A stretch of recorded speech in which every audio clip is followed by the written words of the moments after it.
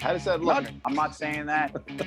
You get some sense that there's a handful of stocks. Look at that. I mean, you could tie that to the market. Bang.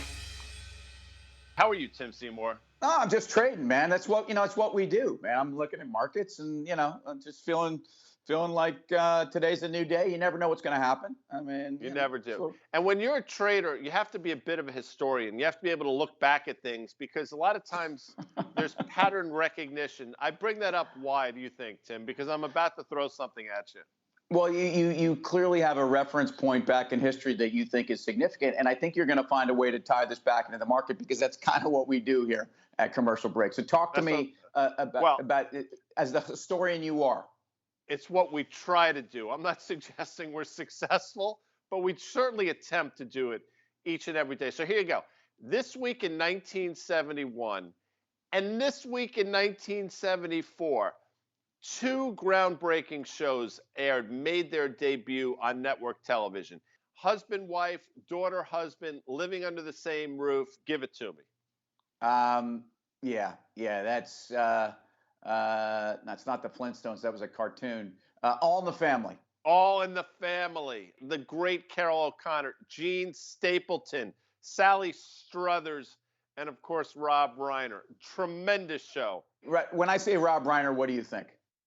Well, I think of this as Spinal Tap. I will watch that movie on a loop if you allowed me to. That movie holds up like nobody's business. And if one day we show up for Commercial Break and I'm not here, it's because I've spontaneously combusted, like any number of drummers. All right, so Spinal Tap, by the way, unbelievable. Rob Reiner, incredible success, more success behind the camera than in front of it, because Meathead, frankly, was not a breakout role. That was a breakout TV show. You're right. I mean, it was a show that, first of all, of course, the great irony was it wasn't bigoted. It was not, Archie was, in fact, really a caring man, shrouded in this grumpy old, kind of like you, by the way. I mean, there's a lot of comparisons. Now, you're not grumpy. There's a lot of Carol O'Connor. No, without question, I can see the parallels. And the older I get, the more I start to look. What the funny thing about that show is, you look at Carol O'Connor, who played Archie Bunker, and you're like, this guy's got to be 70 years old.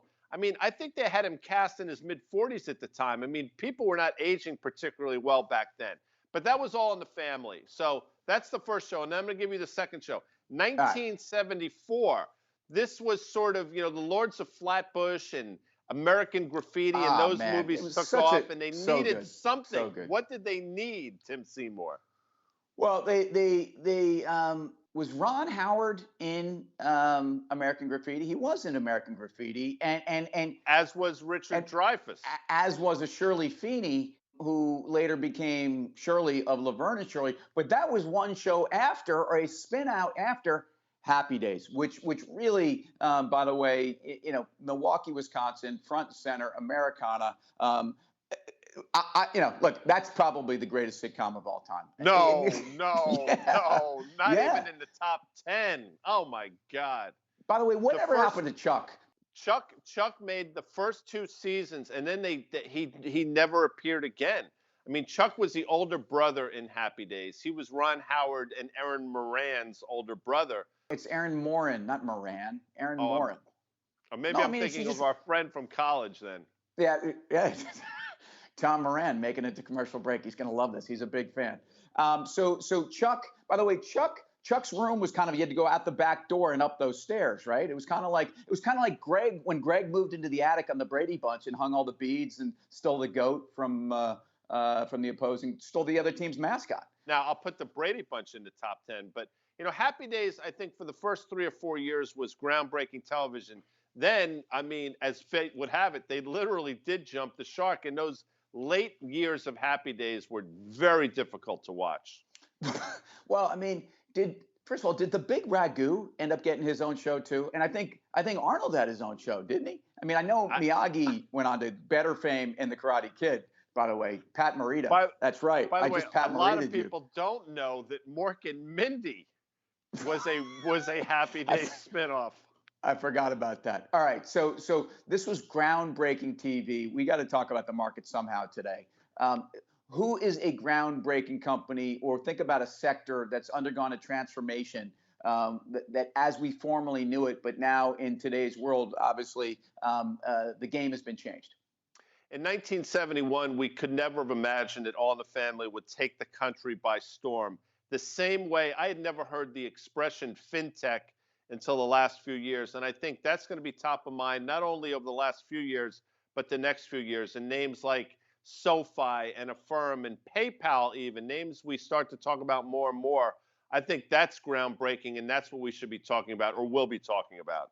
I think you're right, and I think sometimes like terms become, especially on Wall Street and in markets lexicon, almost overly cliched and become ubiquitous. I mean, fintech is this term that I think could mean almost anything. The fact of the matter is, J.P. Morgan's a fintech company too. I mean, the exchange you have. Your interface, your online technology, what they're doing on their side in the back office. They've streamlined. They're using technology. I'm going to take this groundbreaking technology conversation into. I'm going to say more generally. Give me 5 old school companies, and I'll tell you, or give me 3, and tell me how. I'll tell you how they've changed into the new modern groundbreaking era. Okay, Microsoft has been around forever, Tim Seymour. Okay, so Microsoft, everybody knew it basically as the software. If you even knew what the term was in college, I think I failed a class that was pretty much what is software. Microsoft now, look, they've reinvented themselves. Everything is moving to the cloud, whether you are an enterprise or whether you are a consumer or whether you're commercial break. Microsoft has moved to the cloud. That is groundbreaking. That has saved them along with reinventing essentially that software offering. Give me another one. Apple. I mean, they just make phones, right?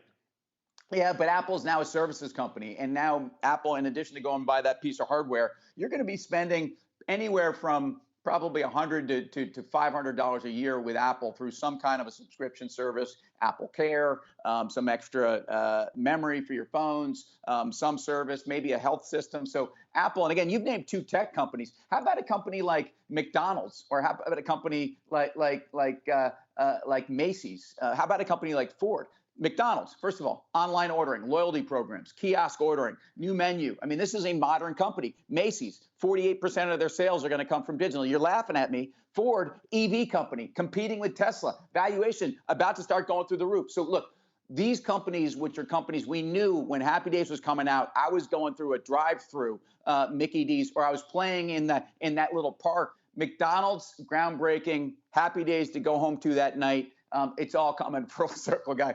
I think I'm laughing because I was actually the third one I was going to ask was McDonald's, but you beat me to the punch because that's what we do here.